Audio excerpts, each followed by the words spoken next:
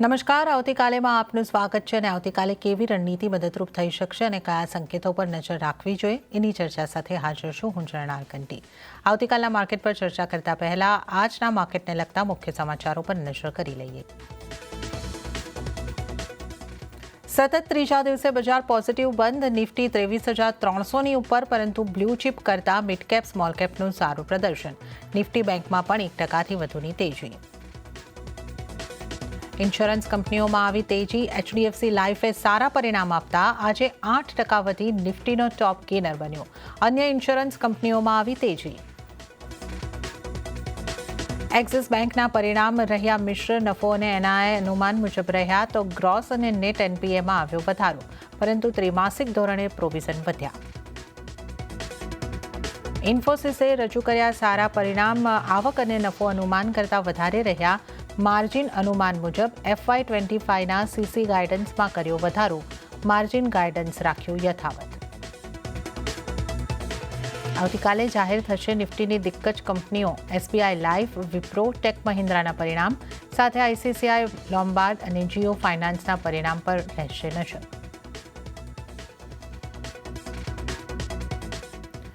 તો આજના માર્કેટની આપણે વાત કરી લઈએ તો આજે પણ માર્કેટની અંદર મજબૂતી તરફ કારોબાર બંધ થતા દેખાયા છે અને જે રીતે આપણે વાત કરી 23,300ની ઉપર નિફ્ટીનું ક્લોઝિંગ 23,311 ઉપર 0.42%ની મજબૂતી સાથે. સેન્સેક્સની પણ વાત કરી લઈએ તો ત્યાં પણ 0.42%ની મજબૂતી બની અને 77,042 ઉપર સેન્સેક્સ બંધ થતો જોવા મળ્યો છે. મિડકેપમાં નિફ્ટી કરતાં વધારે આપણને મજબૂતી આવતી દેખાઈ. 1%ની મજબૂતી આપણે મિડકેપની અંદર આવતી જોઈ શકીએ છીએ. 54,483 ઉપર મિડકેપ બંધ થતો દેખાયો અને જ્યાં આપણે જોઈએ તો 584 પોઈન્ટથી વધારેનો ઉછાળો રહ્યો છે. બેંક નિફ્ટીની વાત કરીએ. બેંક નિફ્ટીમાં પણ 1%ની ઉપરની મજબૂતી બનતી દેખાય છે. 527 પોઈન્ટના ઉછાળા સાથે 49,278 પર બેંક નિફ્ટીનું ક્લોઝિંગ થતું જોવા મળ્યું છે. તો એડવાન્સ ડિક્લાઇન રેશિયો પણ આજે પોઝિટિવ છે. 1,888 શેર્સની અંદર આજે ખરીદારી થઈ છે અને સામે 569 શેર્સની અંદર આજે વેચવાલી થતી જોવા મળી છે. હવે નિફ્ટીના ટોપ ગેનર્સ અને લૂઝર્સ કાઉન્ટર્સ ઉપર આપણે નજર કરી લઈશું. ગેનર્સની સાથે શરૂઆત કરીએ તો એચડીએફસી લાઇફ 7.94%ની મજબૂતી સાથે આજે નિફ્ટી 50નો ટોપ ગેનર બન્યો છે. આ ઉપરાંત બીએલમાં સારી મજબૂતી આવી. 3.10%ની મજબૂતી સાથે બીએલનું કાઉન્ટર બંધ થયું છે. એસબીઆઈ લાઇફમાં 2.77%ની મજબૂતી રહી છે અને શ્રીરામ ફાઇનાન્સમાં પણ 2.55%ની મજબૂતી રહી છે. અને આ ઉપરાંત આપણે નજર કરી લઈએ તો Shriram finance, Adani ports, ONGC અને હિન્ડાલ્કો 0.5%થી 2%ની આસપાસની મજબૂતી દર્શાવીને બંધ થતા જોવા મળ્યા છે. વાત કરી લઈએ નિફ્ટીના ટોપ લૂઝર્સ કાઉન્ટર્સની. ટ્રેન્ડનું કાઉન્ટર ટોપ લૂઝર 2.80%ના દબાણ સાથે. ડીઆરએલ 2.58%ના દબાણ. ટાટા કન્ઝ્યુમર 1.87%નું દબાણ અને એચસીએલ ટેકમાં 1.83%નું દબાણ બનતું દેખાયું છે. આ ઉપરાંત વિપ્રો, નેસ્લે ઇન્ડિયા, એચયુએલ અને ઇન્ફોસિસ આ તમામમાં પણ 1%થી 2%ના દબાણ રહેતા જોવા મળ્યા છે. તો હવે આવતીકાલના બજારની વધુ ચર્ચા કરીશું અને આ ચર્ચામાં આપણી સાથે જોડાયા છે એસએસજી ફાઇનાન્સના વિરલ છેડા. વિરલજી, આપનું સ્વાગત છે સીએનબીસી બજાર પર. અને જે રીતે આજનું આપણે નિફ્ટીનું ક્લોઝિંગ જોયું છે 23,300ની ઉપર અને ત્રીજા દિવસે સતત આપણે લીલા નિશાનમાં કારોબાર બંધ થતા જોઈ રહ્યા છે, તો હવે આપણે આગળ માર્કેટની ચાલ કેવી લાગે છે? નિફ્ટી પર નવા લેવલ તમે ક્યાં જોઈ રહ્યા છો? સ્ટ્રેટેજી કઈ રીતે નિફ્ટી માટે રાખવાની રહેશે? Good evening. અગર નિફ્ટીની અગર પહેલા વાત કરીએ તો આપણે જોયા હતા કે સોમવારના આપણને ગેપડાઉન ઓપન થયું અને સારું એવું આપણને કરેક્શન જોવા મળ્યું હતું. જો એનો પ્રીવિયસ ટાઈમનો લો હતો અરાઉન્ડ 23,263 એ પણ થોડું એના નીચે આપણને ક્લોઝિંગ જોવા મળ્યું. એટલે લાગી રહ્યો હતો થોડું બેરિશ મોડમાં આવી ગયું છે નિફ્ટીને. આપણને લાગતું હતું નીચેમાં 23,000 થી 22,800 સુધીના લોસ પણ આપણને જોવા મળી શકશે.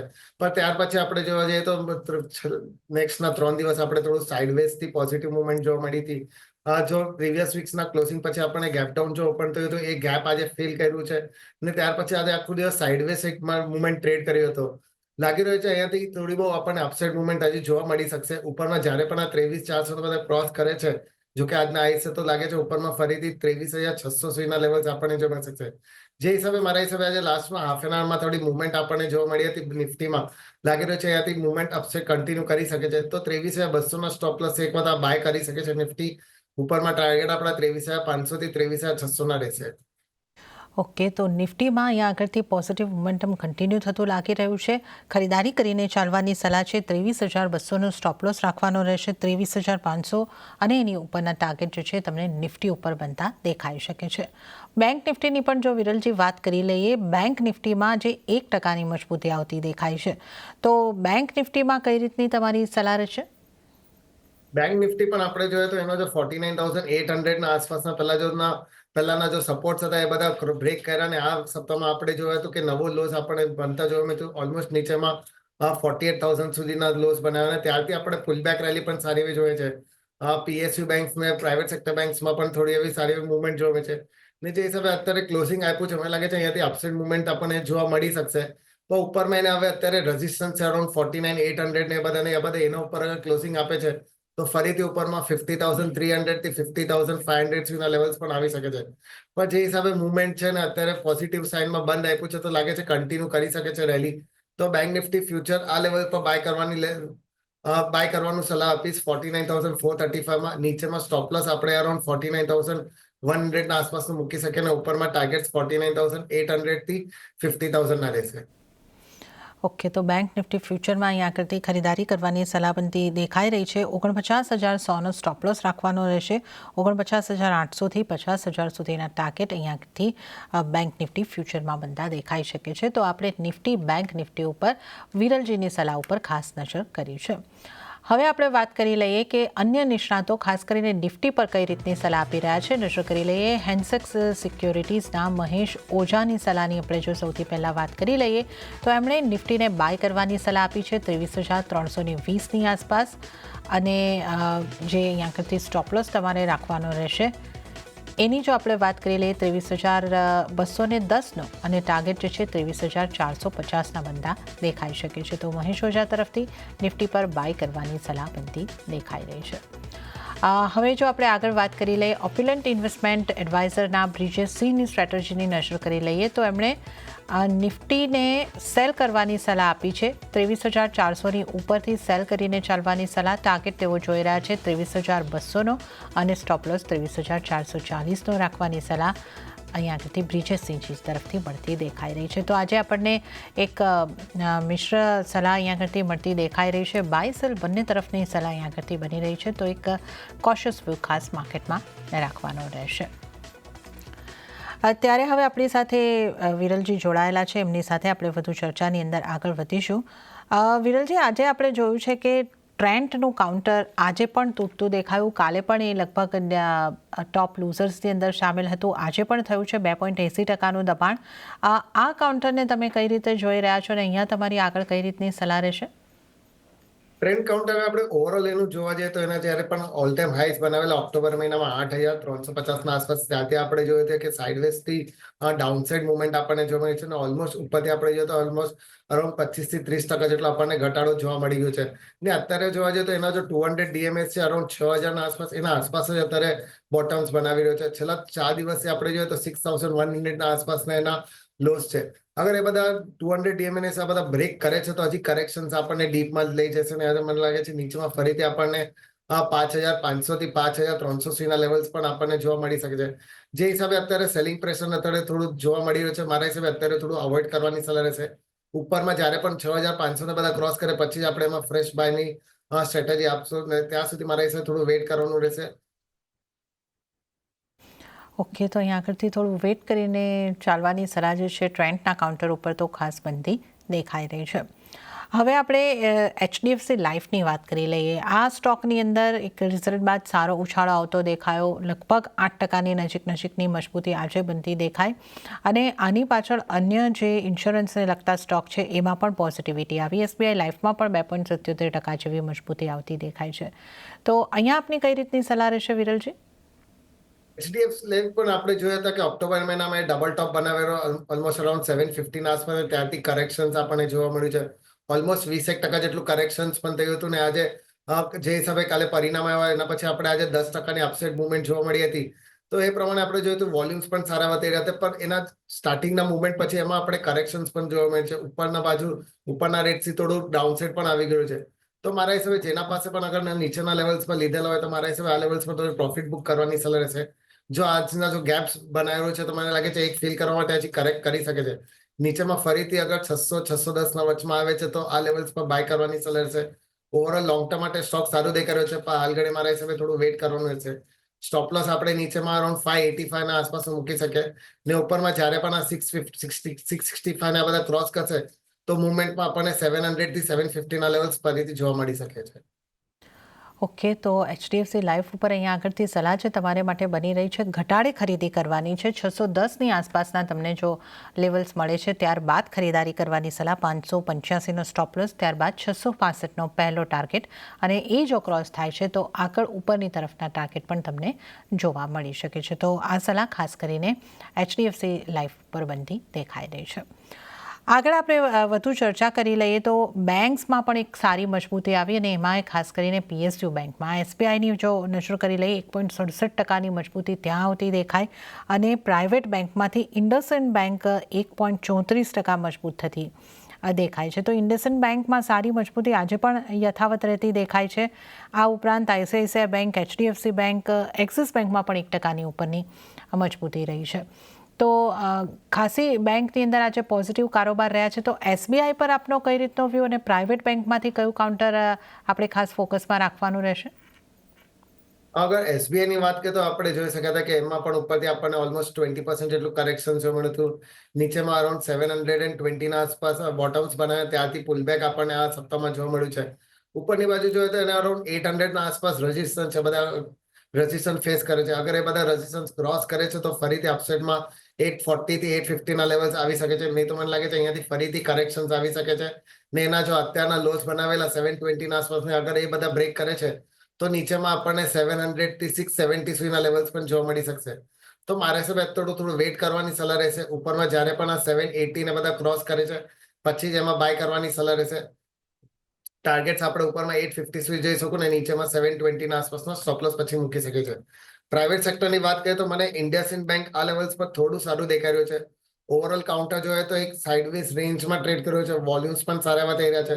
એમાં પણ જ્યારે પણ ઉપરમાં 1050 ને આ બધા ક્રોસ કરશે લેવલ્સ પછી શાર્પ અપસાઇડ મુવમેન્ટ આપણને જોવા મળી શકે, ને ઉપરમાં 1150 થી 1200 ના લેવલ્સ પણ મીડિયમ ટર્મમાં આવવાની શક્યતા દેખાઈ રહી છે.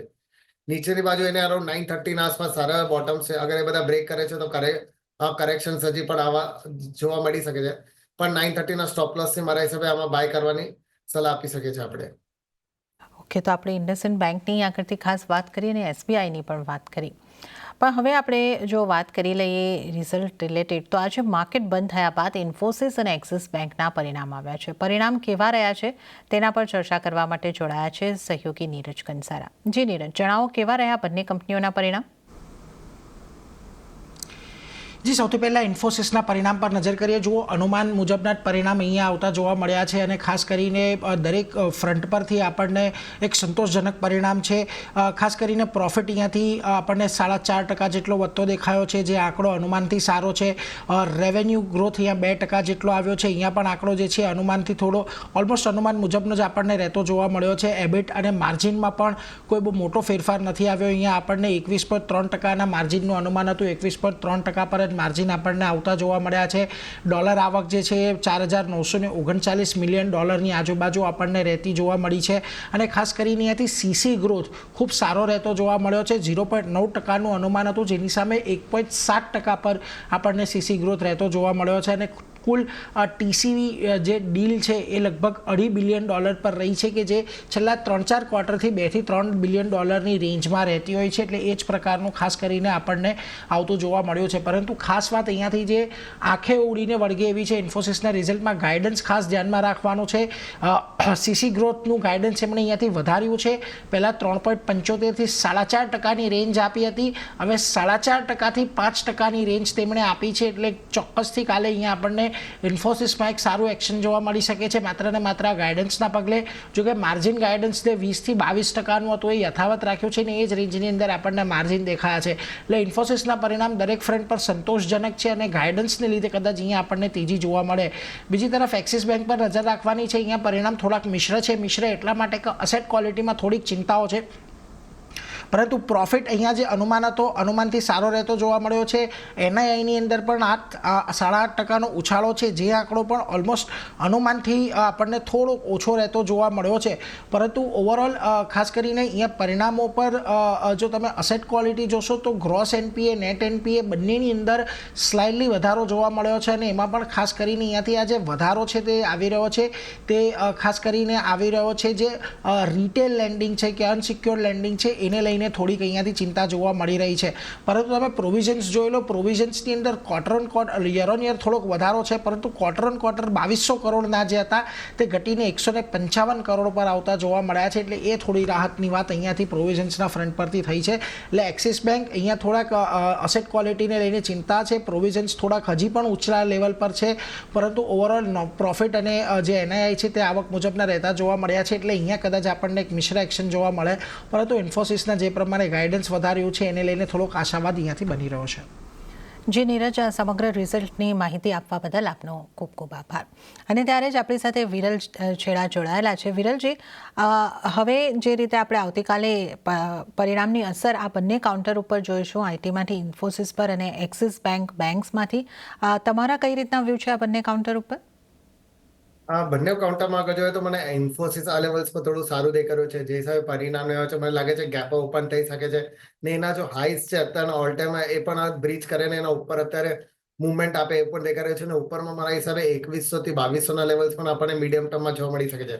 તો કાલે તો જે હિસાબે ગેપ ઓપન થાય પછી અગર થોડું ફોલ આવે નીચેમાં ફરીથી 2000 એટલે જો પણ લેવલ્સ આવે છે તો મારા હિસાબે એ લેવલ્સ પર બાય કરીને ચાલી શકે છે. નીચેની બાજુ અને સારા એવા સપોર્ટ્સ આપણે જોઈએ તો અરાઉન્ડ 1885 થી 1850 ના રેન્જમાં છે. તો જ્યાં સુધી આ બધા હોલ્ડ રાખે છે અને સસ્ટેન કરે છે તો મને લાગે છે ત્યાં સુધી પોઝિટિવ મુવમેન્ટ આપણને હજી જોવા મળી શકશે. તો જ્યારે પણ કાલે ગેપ ઓપન થયા પછી નીચેની બાજુ અગર આવે છે તો બાય કરીને ચાલવાની સલાહ આપણે આપી શકે છે. એક્સિસ બેંકમાં આગળ જોવાય તો મને લાગે છે થોડું પ્રોફિટ બુકિંગ આપણને જોવા મળી શકશે ને એના જો અત્યારના લોસ છે 1014 ને એ બધા પણ બ્રેક કરે અને નીચેમાં મારા હિસાબે અરાઉન્ડ 980 થી 950 ના લેવલ્સના વચમાં આવી શકે છે. લોંગ ટર્મ માટે સ્ટોક સારું દેખાઈ રહ્યું છે એટલે ડીપ્સમાં મળે છે તો અગર બાય કરવાની જરૂર હોય તો બાય કરી શકે છે. ઓવરઓલ સ્ટોપ લોસ આપણે અરાઉન્ડ 900 ના આસપાસ મૂકી શકીએ ને મીડિયમ થી લોંગ ટર્મ માટે ફરીથી આપણને ઉપરમાં 1100 થી 1200 ના લેવલ જોવા મળી શકે છે. વિરલજી, હવે આપની પસંદગીના સ્ટોક જાણી લઈએ. કયા સ્ટોક્સ પર બની રહી છે આપની પસંદગી? મારા પસંદગી બે સ્ટોક છે. પહેલું ભારતીય એરટેલ પર છે. જોઈ શકે છે છેલ્લા 15-20 દિવસથી એક રેન્જમાં ટ્રેડ કર્યો છે. ઉપરમાં હજુ 1630 અને નીચેની બાજુ 1600 એ રેન્જમાં ટ્રેડ કર્યો હતો અને આજે પણ આપણે જોઈ શકીએ છીએ કે વોલ્યુમ સાથે એમાં બ્રેકઆઉટ આપણને જોવા મળે છે. જે હિસાબે એમાં મુવમેન્ટ થઈ રહ્યા છે અને સાથે એવરેજીસના ઉપર ક્લોઝિંગ આપી રહ્યો છે. લાગે છે અહીંયાથી અપસાઇડ મુવમેન્ટ આપણને જોવા મળી શકશે અને નવા હાઈસ પણ બનાવવાની શક્યતા દેખાઈ રહી છે. તો આ લેવલ્સ પર બાય કરવાની સલાહ રહેશે. નીચેમાં સ્ટોપ લોસ અરાઉન્ડ 1560 ના આસપાસ મૂકવાનો રહેશે ને ટાર્ગેટ્સ આપણા 1750 ના રાખવાના રહેશે. સેકન્ડ પિક મારી આઈસીઆઈસીઆઈ લોમ્બાર્ડ પર રહેશે. એમાં પણ આપણે જોઈ શકાય છે કે ઉપરના બાજુમાં ઓલમોસ્ટ 2300 ના આસપાસના હાઈસ બન્યા ત્યારથી આપણે કરેક્શન જોવા મળ્યું હતું ને છેલ્લા એમાં પણ 15-20 દિવસમાં આપણે એસેન્ડિંગ ટ્રાયેંગલ ફોર્મેશનનો આપણે જોયો પેટર્ન જોવા મળી છે ને એને આજે બ્રેકઆઉટ આપવામાં જોવા મળ્યું છે. વોલ્યુમ્સ પણ સારા થઈ રહ્યા છે. સાથે એમાં એવરેજીસને બ્રેકઆઉટ આપી રહ્યો છે. લાગે છે અહીંયાથી અપસાઇડ મુવમેન્ટ કન્ટિન્યુ કરી શકે છે. તો 1800 ના સ્ટોપ લોસ આ લેવલ્સમાં બાય કરવાની સલાહ રહેશે ને 2100 ના આપણા ટાર્ગેટ્સ રહેશે.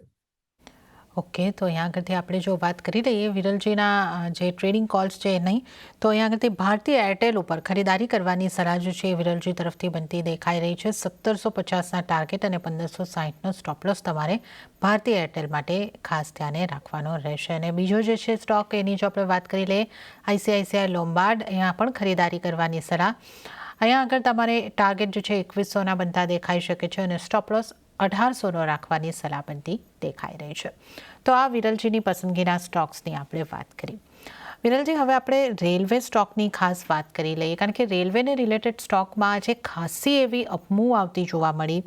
ઇરકોન 16% જેવો મજબૂત થયો, આરવીએનએલ 10%ની ઉપર, રેલટેલ આ બધામાં લગભગ 10% અને એના ઉપરની મજબૂતી બની છે. તો આ રેલવેને લગતા સ્ટોક ઉપર આપનો કઈ રીતનો વ્યૂ અને આમાંથી કોઈ ખાસ સ્ટોક પર આપની સલાહ રહેશે? રેલવે કાઉન્ટર્સ અગર જોવા જઈએ તો આપણે એના અગર છેલ્લા 8-1 મહિનાનો ચાર્ટ જોઈએ તો ઓલમોસ્ટ બધા હાઈસ થી અત્યાર સુધીમાં ઓલમોસ્ટ 30 to 40% જેટલો આપણને કરેક્શન જોવા મળી રહ્યું છે ને જે હિસાબે અત્યારે બજેટના દિવસો આવી રહ્યા છે તો મને લાગે છે બજેટમાં કઈ એના માટે પોઝિટિવ ન્યૂઝ આવી શકે છે રેલવે સેક્ટર્સ માટે. તો એના કારણે આપણે વોલ્યુમ સાથે એમાં આપણને અપસાઇડ મુવમેન્ટ જોવા મળી છે. ને લાગી રહ્યું છે અહીંયાથી હજી આ કન્ટિન્યુ કરી શકે છે બીકોઝ જે હિસાબે એનો ફોલ્સ આવેલા છે લાગે છે અપસાઇડ મુવમેન્ટમાં પણ આપણને સારી એવી આપણને મુવમેન્ટ જોવા મળી શકે છે. તો મારા હિસાબે અહીંયા નહીં તો અહીંયાથી ડીપ્સમાં આગળ ફરીથી મારે સારા કાઉન્ટર્સમાં આરબીએનએલ છે, રેલટેલ છે ને એરકોન છે, આ ત્રણ કાઉન્ટર મને સારા દેખાઈ રહ્યા છે. તો અહીંયાથી એવરી ડિપ્સમાં આપણને મળે તો આપણે બાય કરીને ચાલી શકે છે. ઉપરમાં અહીંયાથી મારા હિસાબે હજી 20% થી 25% આપણને અપસાઇડ મુવમેન્ટ નેક્સ્ટ 2 to 3 મંથ્સમાં જોવા મળી શકે છે. ઓકે, તો આરવીએનએલ, ઇરકોન, રેલટેલ આ રેલવે સ્ટોક્સમાંથી તમારી પસંદગી ફોકસના સ્ટોક હોવા જોઈએ. 20-25%ની હજી અપમૂવ અહીંયા આગળથી શક્ય લાગી રહી છે. તો આપણે રેલવેના સ્ટોકની વાત કરી, પણ એક સ્ટોક એવો જોઈએ છે પાછલા થોડા દિવસથી સતત આપણને તૂટતો દેખાઈ રહ્યો છે. હું કલ્યાણ જ્વેલર્સની વાત કરવા ઈચ્છી રહી છું, જ્યાં આજના દિવસે પણ ઘટાડો આગળ વધ્યો અને બીજા 3% જેવો આ સ્ટોકમાં ઘટાડો આવતો દેખાયો છે. તો કલ્યાણ જ્વેલર્સ ઉપર આપની કઈ રીતની સલાહ રહેશે? કલ્યાણ જ્વેલર્સમાં આપણે જોઈ શકીએ છીએ કે 800 ના આસપાસ મલ્ટિપલ ટોપ્સ બનાવ્યા, ત્યાર પછી આપણને કરેક્શન સારું એવું જોવે છે. મારા હિસાબે છેલ્લા 10 દિવસમાં જ આપણે ઉપરથી જોઈએ તો એમાં 40% જેટલું આપણને કરેક્શન જોવા મળે છે. મારા હિસાબે એમાં મેનેજમેન્ટમાં થોડું નેગેટિવ ન્યૂઝ આવી છે, એના કારણે ફોલ્સ આપણને જોવા મળ્યું છે. ને અત્યારે જોઈએ તો એના જો પ્રીવિયસ બોટમ્સ હતા એના આસપાસ અત્યારે ટ્રેડ કર્યો છે. તો નીચેની બાજુ અગર 480 ને બધા લેવલ્સ અગર સસ્ટેન કરે છે તો અહીંયાથી ફરીથી આપણને પુલબેક રેલી જોવા મળી શકશે. ને ઉપરની બાજુ જોવા જઈએ તો 620 ને આ બધા ક્રુશિયલ રેઝિસ્ટન્સ છે, આ બધા બ્રેક કરે છે ને એના ઉપર સસ્ટેન કરે છે અને ક્લોઝિંગ આપે છે. તો મુવમેન્ટમાં ફરીથી આપણને ઉપરમાં 700 થી 750 ના લેવલ જોવા મળી શકશે. અત્યારે મારી સલાહ થોડી વેટ એન્ડ વોચ કરવાની રહેશે. જ્યારે પણ 620 ને બધા ક્રોસ કરે તો જ એમાં બાય કરવાનું રહેશે. ઓકે, તો અત્યારે તો કલ્યાણ જ્વેલર્સ ઉપર વેટ એન્ડ વોચની સલાહ બનતી દેખાઈ રહી છે. અને ત્યારે જ સમય છે આપની પાસેથી રજા લેવાનો. વિરલજી, તો આપના કોઈ ડિસ્ક્લોઝર? જે પણ છો આપણે ડિસ્કસ કર્યા પર્સનલ લિંક એના પર નથી, કંપનીના ક્લાયન્ટ અને એસોસિએટની હોઈ શકે છે. જી વિરલજી, આપનો આભાર અમારી સાથે શો પર જોડાવા બદલ અને તમામ સ્ટોક્સ અંગે ચર્ચા કરવા બદલ. તો આ સાથે જ આવતીકાલેમાં હાલ પૂરતું આટલું જ. હાલ મને પણ આપશો રજા, પણ વધુ અપડેટ અને સમાચારો માટે આપ જોતા રહો CNBC બજાર. નમસ્કાર.